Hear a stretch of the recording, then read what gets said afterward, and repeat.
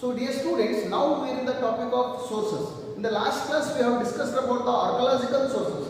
These archaeological sources are found on the earth surface and as well as hidden depth of the earth. So hidden depth of the earth, so which are the things are hidden in the earth. So for digging out of them, we have to follow some of the scientific method. So this scientific method or this process we call it as excavation. Excavation is a process or digging out of the sources by the earth. Okay, and what are the archaeological sources? Yes, the archaeological sources are nothing but inscription, coins, other ruins. Okay, and also if you mention that seals, beads, bones, terracottas, so these are all considering as archaeological sources. So today's class we are going to learn about the individual. Today we are going to learn completely the archaeological sources are being divided into four parts. The first one is inscription, coins, monuments, and also other ruins. Okay. Today's class we are going to learn about the inscription. So what are the inscriptions, dear students? Yes, as we all know that inscriptions are written or these inscriptions are called reliable. These inscriptions are reliable as they have direct relationship with the event. Okay, so inscriptions are directly they explains about the complete events, and these inscriptions are engraved writings on the wall, on stone, on terracottas, on any buildings. Okay, engraved. Okay, engraved means kettalpaduttade. So engraved writings on walls or any stones or ivories or terracottas. Okay, these inscriptions are written on stones, rock, metals, ivory or terracottas. And also, as I told you that these inscriptions have the direct relationship, or these inscriptions are relevant as the direct relationship with the events. I mean, they explains about the event or about the any person. Okay, so if we mention that inscriptions are, so they have a number of kings and kingdoms have been ruled overall the world, right? Isn't it? So especially inscriptions are the one of the very famous king was famous by he has given a title called as he was the father of the inscription. So he was called as the father of the inscription. That is none other than Ashoka. So Ashoka was installed a number of inscriptions over all the India. Okay, that is why Ashoka is called as the father of the inscription, and he belonged to Maurya dynasty. Okay, so Ashoka is called as the father of the inscription. He has installed a number of inscription. Okay, and also he has a title called Devarampriya Priyadashini. Understand? So and also Ashoka, if you observe, the many historians have been founded. They have come to know that Ashoka's inscription. In that inscription, the many languages has been used, like local languages. I mean, when we are learning about the native literature, I mean Prakrit language, Pali language, Sanskrit language, okay, Kannada. So these are the languages are found in the Ashoka's inscription. So in Karnataka also in the Raichur district, Maski, there is Ashoka's inscriptions are found. Okay, and also as I told you that inscriptions are directly relationship or they are reliable as they direct relationship with the event. That why I am telling this, because the inscriptions are explains about any king victory or any king's achievements or any building's inauguration function. Okay, these are the information that inscriptions are used. So the best example, there is a Allahabad pillar inscription. So Allahabad pillar inscription explains about the Samudragupta. So Samudragupta story has been mentioned in the Allahabad pillar inscription. As the same thing, Aivale inscription. In Aivale inscriptions also, it is explains about one of the famous king is called Immadi Pulakeshi, Dakshinapateshwara. He is got title of Dakshinapateshwara. His achievements, his braveness was explained in the Aivale inscription. Same thing, there is a Hathigumpa inscription explains about the Karavela's achievements.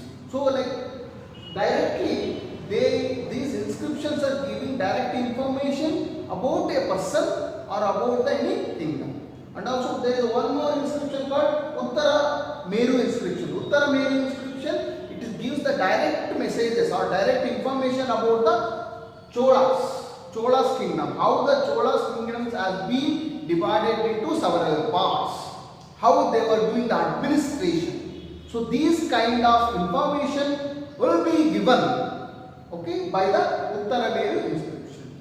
So this is all about the inscription. And also these inscriptions, while we observing inscription, they portrays many kind of achievements. I mean, how they were doing the administration, how was the lifestyle, and what kind of temples they have built, and who built the temples, and when did they build the temples, and who inaugurated. So by the name of the victory, they have built the temples. So these kind of information will be directly given by the inscriptions. So if you visit the Hampi, you will see the many kind of inscriptions. Okay, and so about the inscriptions. Okay, the inscriptions are reliable as their direct relation with the event. Okay, the next point is coins. Dear students, as you all know that you have seen the coins, right? So this is one of the coin. It is best example for the coin. You can observe here.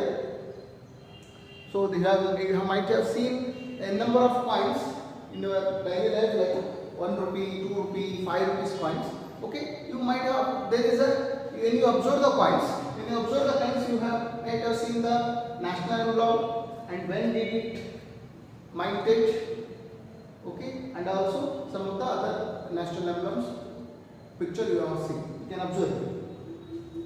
Okay, so now later I will come to the point why I told you to observe the coins. Next, the coins. So these coins are help us to understand the geographic extent of the ruler's kingdom. I mean, which king has ruled the kingdom for the particular period, because all the kings they have installed the n number of coins. Some people have introduced the silver coins, some kings are introduced the copper coins. Okay, so that explains that by the observing of coins, we will come to know that which king or which kingdom ruled from the particular period, or geographical extent of rulers or any ruler's kingdom. It is help us to understand. Okay, and also while ruling any kingdom, they have minted some of the coins. By that coins we will come to know.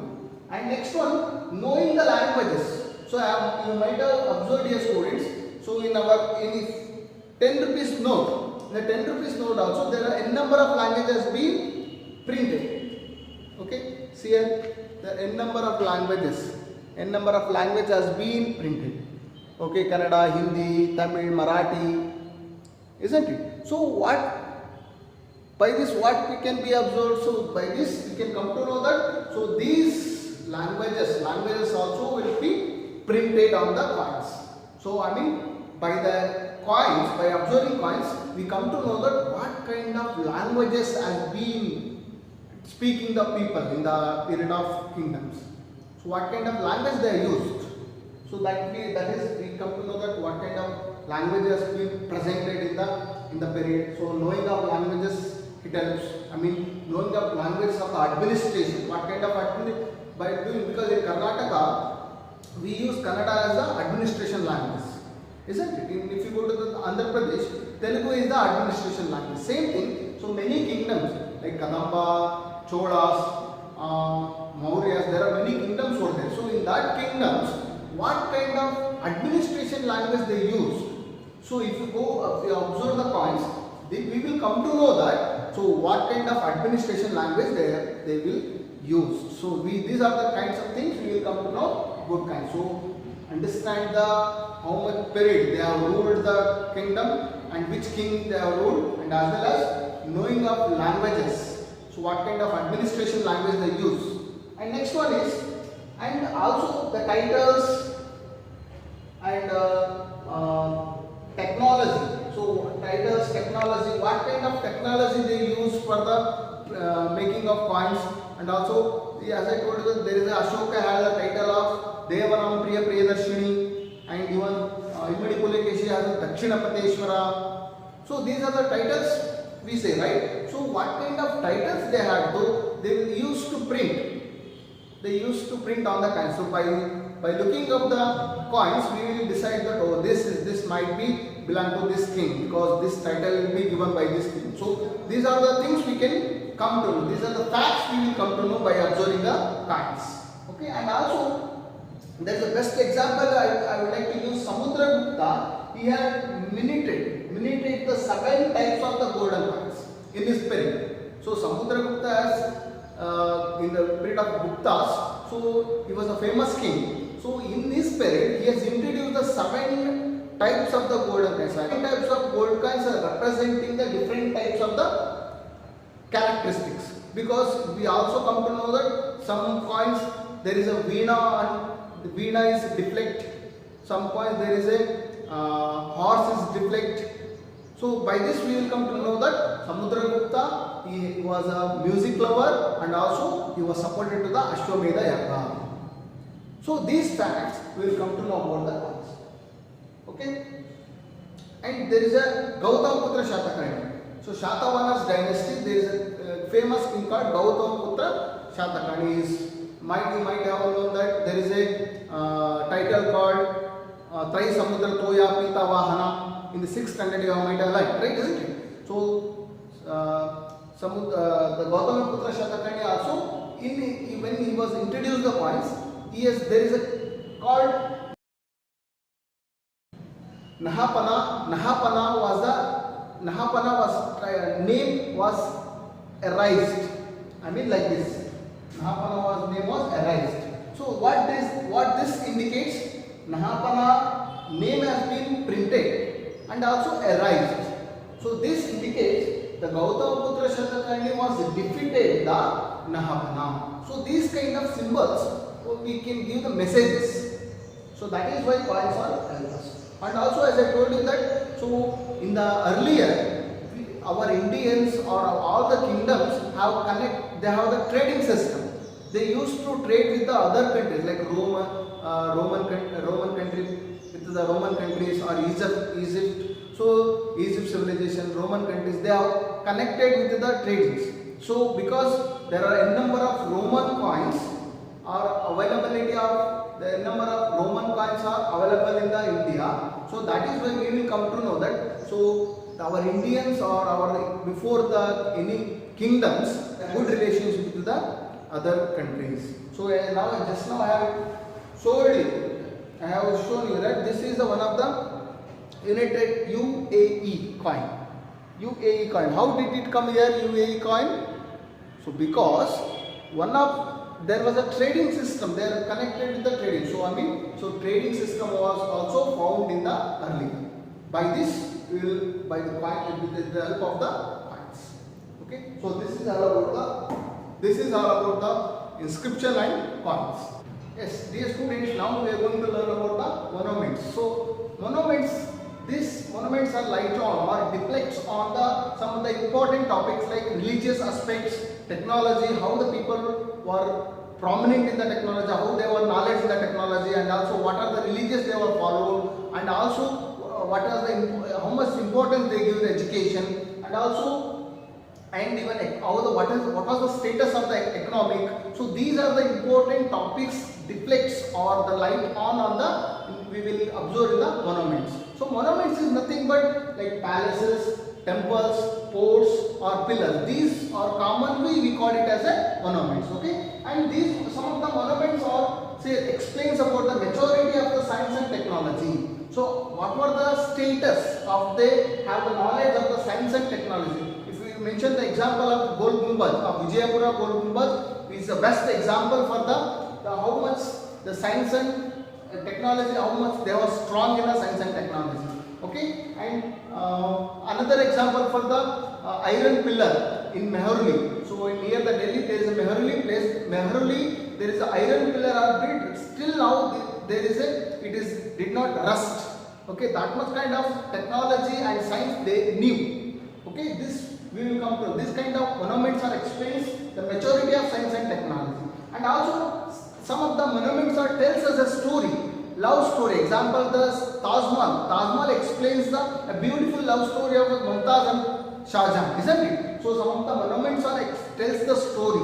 Okay, and the Chittor's Vijaya Stamba monuments or Chittor Vijaya Stamba. Chittor's Vijaya Stamba, it is a victory pillar. It is called as a victory pillar of the Rana Kumbha. So it explains. So some of the monuments are tell story, and some of the monuments are being an example for the science and technology.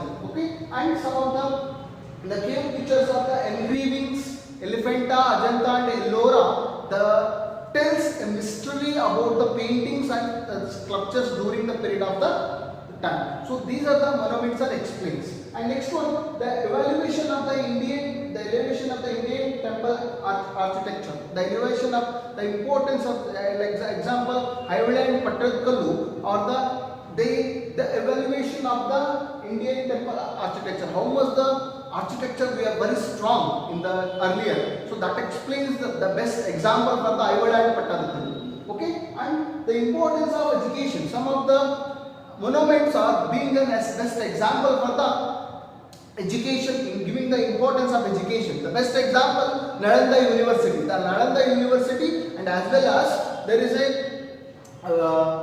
madrasa. Madrasa was built by the Muhammad Gawan in Bidar.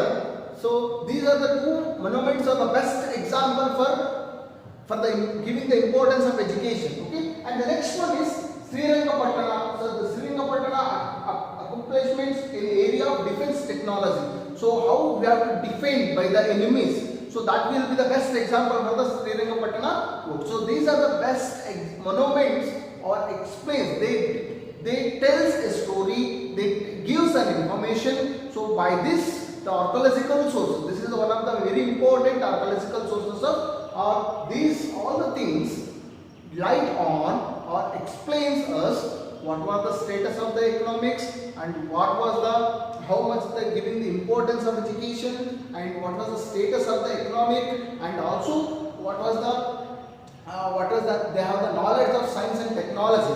These are the things will be explained by the monuments. Okay, and the next point is the other ruins. The other ruins is nothing but various of pieces of the terracotta, bangles, beads and seals. So these we consider as the other ruins. The other ruins we will during the examination we will come to know that what were the exact period they have lived, what are the exact period they have started their life. So all these things we will come to know that other ruins. Okay, by their social culture we will come to know the economic status we will decide it, and these all the things we will come to know that by during the examination. During the examination is during the excavation, and as well as there is a carbon-14 dating procedure. The carbon-14 dating procedure is a scientific method of by applying this we will come to know that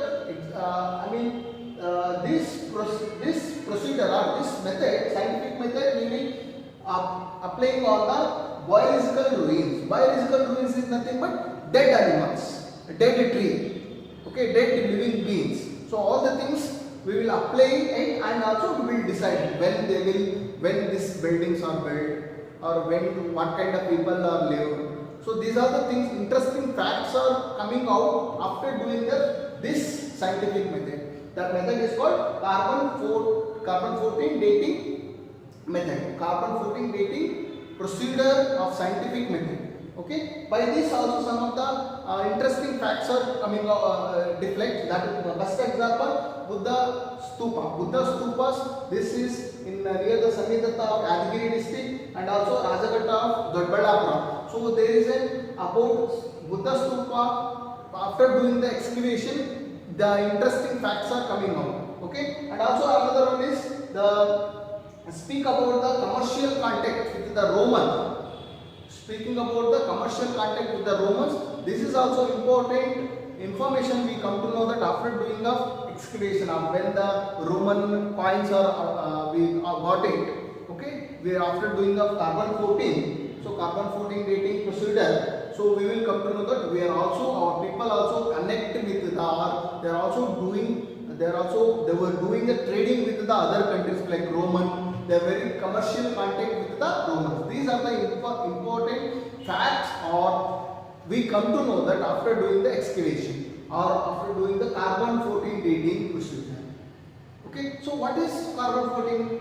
I mean, as I told you that carbon 14 dating procedure, carbon 14 dating procedure is the one of the scientific method, right? Or find out in the exact accurate age of the any animal, or accurate age of the people are living, or accurate age of the any kind of buildings. Okay, carbon dating method, because all the living beings having the two contains, that is C14 and C12. Okay, carbon dating method, it is also called radioactive carbons. All the living beings we have the radioactive carbons. Okay, radioactive carbon is nothing but C14 and C12. Where these two kind of carbons are will be having in our body. Okay, after death of the any animal, or these carbon 14 dating method will be applying on the living beings after death of the living or fizzles. Okay, so after death, so C12 will be remains as it is.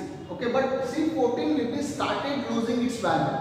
Okay, after death of the any kind of living being, so C14 and C12, so C12 will be, it contains as it is, it will never lose its value, but C14 will started losing its value or its volume. So C14 started losing its value, so it's the C14 it loses its half of the value of 5,700 years. So after the 5,700 years, it completely loses half of the value. So by this, all the scientists are finding out exactly the age of the any kind of, they found any kind of bones, any living bones or any animal bone. So they will do the experiment of by using the carbon 14 dating method. Carbon 14 dating method. So if you found any kind of bone by applying the carbon 14 dating method, so they will found by help of the carbon 14 and carbon 12. So they will tell exactly what kind of animal it is, and when did it die, and how many years already happened after death. So this kind of information they will tell by using the carbon dating method. Carbon dating method, it will apply on the biological ruins also, as well as the fizzles. So living biological fizzles it will apply. I have understood, dear students, the carbon 14 dating method, it's a very important scientific method. By applying of this method, they will tell exactly how much year, or what kind of animals, when did they die, what was the reason. These interesting facts will be revealed by applying the scientific method of carbon 14 dating method. Okay, carbon 14 dating method will be applied on the biological fizzles and as well as biological ruins. Okay, this is all about the other ruins. So dear students, by this lesson will be completed. So I hope you all understand. So thank you Ananda.